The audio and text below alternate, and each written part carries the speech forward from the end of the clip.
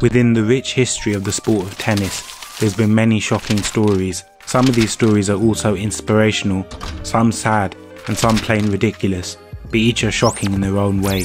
Many stories aren't as publicised though. In this video, I'll go through 5 lesser known tennis tales that you may not have heard before. I was surprised by a lot of these stories when researching for this video, so I hope you are too. So the first one is around the original bad boy of tennis. No, not that one. No, not that one. Nasty Ilia Nastase, the enigmatic former world number 1 whose bad boy antics on and off the court are a thing of tennis folklore. This Nastase story was big at the time, but this happened over 40 years ago. Hopefully this one will be new for a lot of you. An unseeded 33-year-old Nastase was past his former glory entering the 1979 US Open. He made it past the first round without a problem, but in the second round he was matched up against a fresh-faced 20-year-old and fellow bad boy, John Superbrat McEnroe, who was the 3rd seed at the time. Nasty made sure to do everything he could to throw McEnroe off his game, complaining about line calls, delaying points and chatting to the crowd.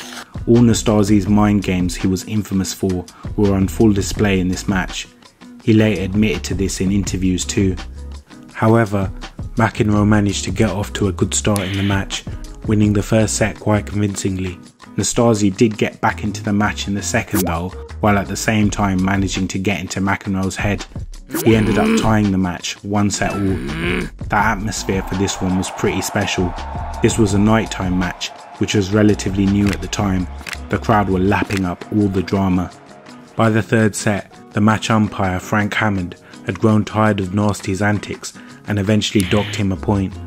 McEnroe had also regained his composure and took back the advantage, winning the 3rd set, 2-1 McEnroe. It was the 4th set where things really started to get interesting though. It was actually around midnight at this point too. McEnroe broke early in the set and was 2-1 up serving. A frustrated Nastase, resigned to defeat, wanted to prolong the match any way he could. At 15-love in the 4th game, Nastase complained about another line call, refusing to play. After failed attempts of trying to reason with Nastase, Hammond had to now dock him a game, making it 3-1 McEnroe in the 4th. Nastase wasn't having this. He began screaming and cursing out the umpire. The game wasn't resuming no matter how hard Hammond tried. In his mind he had no other option. He was forced to disqualify Nastase because of his behaviour. Game, set and match McEnroe. The crowd went crazy. They wanted to see the conclusion of this match. Paper cups and beer cans were thrown onto the court. Fights broke out in the crowd, and some spectators even tried to storm the court, but were stopped thanks to police stepping in. Something had to be done. The tournament director, Bill Talbot, ran onto the court. He replaced Frank Hammond as umpire and reinstated Nastase. The score was put back to 2-1. Amazingly, the match was back on, calming down the out-of-control crowd. Imagine that happening now, a player being disqualified, then the umpire being replaced, and the player being reinstated by the new umpire because of a rowdy crowd. Highly unlikely, right? McEnroe managed to finish the match off pretty quickly after it resumed, winning the 4th set 6-2. The story didn't end there though.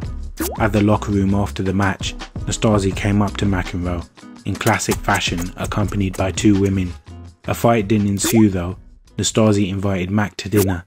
What a character. The next story I heard previously, but wasn't actually aware of a lot of the details behind this, is pretty crazy. The story centres around a 2-time Wimbledon champion, a home invasion, and the player's determination to play the sport she loves. The date was 20th December 2016. Petra Kvitova should have been in good spirits, back at home in her native Czech Republic. She had finished up the grueling 11-month-long tennis season, winning the WTA Elite Trophy and reiterating why she was one of the top women's players in the game. It was 8:30 AM when Petra heard a knock on the door to her apartment in the city of Proshchekov. It was a workman checking the hot water systems in each apartment in the building, or so it seemed. Petra was asked to turn the hot water tap on, but the moment she had her back turned, things took a turn for the worst. This so-called workman had a knife to her neck. Without thinking, Petra grabbed the knife away from the intruder, holding the sharp side of the blade, sustaining multiple lacerations on her left hand. The intruder fled soon after. In fighting him off, the nerves in her thumb and index finger on her left hand were severed and the rest of her fingers badly cut. The ambulance and police were called. Initially, doctors said Petra had a 10% chance she could play tennis again. Petra had to undergo a 4-hour surgery not long after the attack, which was very successful. Not only was her playing hand severely injured, but she had mental scars from this very traumatic incident. This wouldn't stop this strong-willed champion who was known for her fighting mentality. After a couple of weeks to rest her injury, she went back to her goal of getting back to the highest levels of competition, something many people doubted. Kvitova initially exercised her left hand for 3 to 4 hours every day, one finger at a time, to strengthen it. Doing extensive physical therapy, she slowly started getting improvements in her hand. Petra also worked with a mental coach, which helped her deal with the incident. Eventually, she was able to grip a racket again 3 months after the injury. She slowly played with lighter balls before she was able to hit an actual tennis ball. She stayed dedicated to recovery. She defied the odds and returned to competition just 5 months later. Through all her dedication, she had managed to get back to pro tennis. Within a month after her return, she incredibly won a WTA event, shocking players and fans alike. A year after this, she had racked up another 5 titles. She was now better than ever. Through grit and determination, Petra Kvitova had come back from this horrific incident, showing the heart of a champion. You'll be glad to know that the intruder was eventually found and put behind bars where he belongs. The next story is really sad. In 1983, Stefan Edberg was 17 and one of the greatest tennis prospects in the history of the game. He was first and still the only player to ever achieve the Junior Grand Slam. At the end of the 83 season, Stefan should have been filled with joy about what he'd achieved and excitement about his transition into the pro game. However, he was instead filled with guilt and sadness. It was the final of the US Juniors where disaster struck. On one of Edberg's serves, the centre linesman was accidentally hit in the groin. This was 61-year-old Richard Wertheim. Edberg didn't have the most powerful of serves, but he caused Wertheim to fall from his chair, hitting his head. Despite being rushed to hospital, Richard sadly passed away 5 days later. Truly tragic. You have to feel for Richard and his family. Edberg was actually in tears on court when medical assistants were treating Wertheim. This definitely affected the young Edberg, but to what extent isn't known. He never spoke publicly about the incident. The family of Wertheim sued the USTA, but unfortunately there was no conclusive evidence that it was a serve that caused the death of Richard. It was said that prior history of cardiovascular disease could have contributed to his passing. There was eyewitness accounts that suggested that Richard suffered a stroke after the impact of Edberg's serve. Very sad situation for the family. Following the unfortunate passing of Richard, the International Tennis Federation refrained from having linesmen sitting during plays. Rest in peace, Richard. Stefan ended up having a very successful pro career, winning 6 Grand Slams and being world number 1 for 72 weeks. In this next story, I'll talk about an all-time great that defo doesn't get the recognition she deserves. She's probably the best player you've never heard of, Esther Mary Vergier, the greatest wheelchair tennis player of all time, and often considered one of the most dominant players in the history of sport. Esther was actually born with the use of all her limbs. However, at the age of 6, she started having serious medical issues. At age 9, Esther had to undergo a 9-hour operation, which unfortunately led to her losing the ability to move her legs. During rehabilitation, she stayed active, trying not to let things get her down. She learned to play different sports, tennis being one of them. She was actually more successful at basketball initially, winning the European Championships in 1997 with the Dutch team, when she was only 16. However, she enjoyed the individual aspect of tennis and continued to play, aiming to get as good as she could. In her first couple of years competing, Esther won some tournaments, but her first major success was in 1998 when she won the Wheelchair Tennis Masters. This was the start of an insane rise. She continued to have great results until she reached the pinnacle of wheelchair tennis, getting to the #1 spot on the rankings in 1999 at the age of 18. She She dropped in and out of the #1 spot until 2nd October 2000, then she really started to dominate, marking the Vergier era. Guess how long she was #1 for? Well, up until the point she retired in January 2013. Yes, she was #1 for 13 years. If you thought that was insane, she finished her last 10 years undefeated in singles competition with a winning streak of, wait for it, 470 matches. Overall, Vergier finished her career with a record of 695 wins and 25 losses. She won 148 singles titles, including 4 Paralympic golds and 21 slams.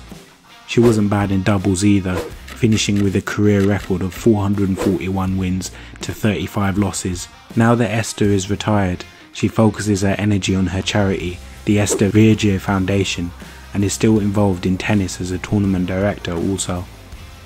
Wheelchair tennis may not have as much competition as tennis, but her will and determination to stay on top for such a long time is insane. What a mind-boggling career, what a player. This last story will be about another player you may not have heard of, Yaroslav Drabny, winner of many a tournament in the 40s and 50s, usually with his trademark prescription black tinted glasses on. This man lived one hell of a life. Born in Prague, Czechoslovakia in 1921, from a young age Yaroslav excelled in tennis and ice hockey. He was so good in fact, he ended up beginning his competitive career in both sports at 16. At this age, he competed in his first Wimbledon for Czechoslovakia. Following the German invasion of his home country, a year later at Wimbledon, he represented Bohemia and Moravia. A year after this, World War II took place. There wasn't much competition for Drabny during this time, although he was still able to practice both tennis and hockey. When the war ended, Wimbledon resumed in 1946, with Yaroslav once again competing for Czechoslovakia. He actually had his best result to that point, reaching the semi-finals. That year he also reached the final of the French Open. Yaroslav was still juggling playing hockey, regularly competing for the national side. In 1947, at 26, he competed in the World Championships of ice hockey and his team won gold. A year later, in 1948, he entered the Olympics for ice hockey too, taking home silver. He actually scored 9 goals in 8 games in the Olympics, so safe to say he was some player. Rumour has it that he actually got made an offer by an NHL team to play for them. He would have been the first European to play in the league. He turned it down though, so he could still play in tennis tournaments too. Soon after that, he defected from Czechoslovakia as he wasn't happy with the new communist regime. He tried to get citizenship from multiple countries until he was finally approved by Egypt. The greatest part of his tennis career was representing this country. In 1951 and 52 he won the French Open.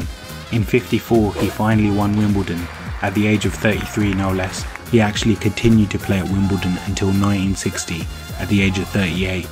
At this point he chose to represent Great Britain. That made it a total of 4 nations he represented at Wimbledon, a record to this day. He eventually retired with over 100 singles titles to his name.